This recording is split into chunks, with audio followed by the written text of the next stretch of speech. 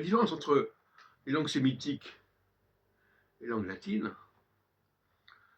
j'ai bien compris, au niveau de l'écriture, si on peut dire, au niveau du rapport entre l'oral et l'écrit, c'est que pour les langues sémitiques, il faut apporter des voyelles à un ensemble consonantique. Et pour les langues latines, et notamment pour le français, il faut enlever les voyelles et ne retrouver que les consonnes. Donc, les langues sémitiques sont des langues qui sont consonantiques et qu'il faut compléter par des voyelles. Les langues latines sont des langues vocaliques qu'il faut dégager pour retrouver les consonnes. Donc c'est tout à fait inverse. La langue française est le modèle de ces langues latines,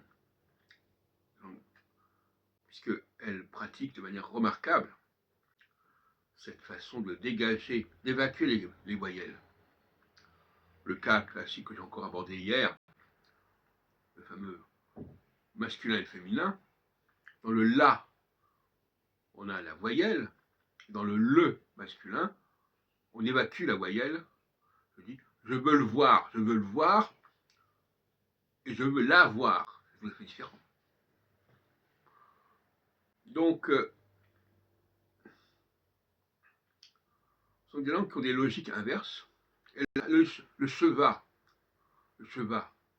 qu'on va pour corde à l'hébreu, en réalité, c'est quelque chose qui est mis en valeur par le français.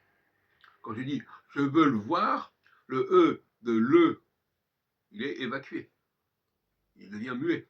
Je veux le voir. Si je dis la voir. Bon, alors en hébreu, ils n'ont pas ça. Je veux le voir, c'est auto, et là, c'est ota. Donc, il n'y a pas de possibilité de cheval là-dedans. C'est regrettable, mais c'est comme ça. Non, c'est simplement une réflexion que je me fais ce matin, en me réveillant, si on peut dire, puisque le matin, j'ai toujours des illuminations, même si parfois dans la rue, il y a des bruits de travaux qui me gênent. Et donc, je disais hier que le i aussi a une vocation particulière en français, qui est souvent perdue.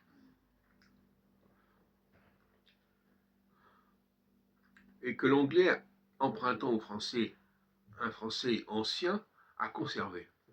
Parce que l'intérêt de l'anglais par rapport au français, c'est que l'anglais atteste d'un stade de développement du français très ancien, qui s'est perdu aujourd'hui.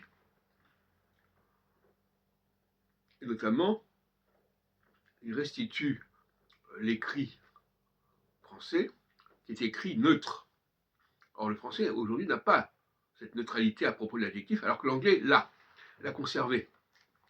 C'est aussi bizarre que ça puisse paraître.